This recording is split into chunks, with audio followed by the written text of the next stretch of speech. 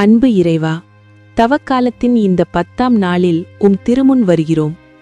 திருமகன் இயேசுவின் வழியாக நீர் எங்களுக்கு போதித்த மேலான நெறிகளுக்காக உமக்கு நன்றி கூறுகிறோம்.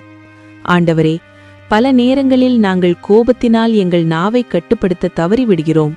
பிறரை முட்டாள் என்றும் அறிவிலி என்றும் இழிவுபடுத்தி அவர்கள் மனதை காயப்படுத்திய தருணங்களுக்காக மன்னிப்பு கேட்கிறோம். கசப்பான உணர்வுகளை உள்ளத்தில் சுமந்து கொண்டு உமக்கு காணிக்கை செலுத்த முயன்ற எங்களின் அறியாமையை மன்னியும்.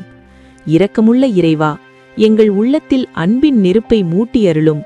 யாரிடமாவது எங்களுக்கு மனத்தாங்கள் இருந்தால் அந்த அகந்தையை தூக்கி எறிந்துவிட்டு முதலில் அவரிடம் சென்று நல்லுறவை ஏற்படுத்திக் கொள்ளும் தாழ்மையையும் துணிவையும் எங்களுக்கு தாரும்.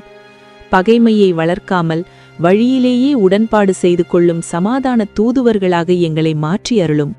ஆண்டவரே, இந்த தவக்காலத்தில் நாங்கள் மேற்கொள்ளும் நோன்புகளும் செபங்களும் எங்களை ஒரு சிறந்த மனிதராக மாற்றட்டும். சிறைவாசத்தை போன்ற பாவச் சுழற்சியிலிருந்து எங்களை விடுவித்து தூய உள்ளத்தோடு விண்ணரசுக்குள் புகத் தகுதியுள்ளவர்களாக்கும். எங்கள் ஆண்டவராகிய கிறிஸ்து வழியாக உம்மை மன்றாடுகிறோம். ஆமேன்.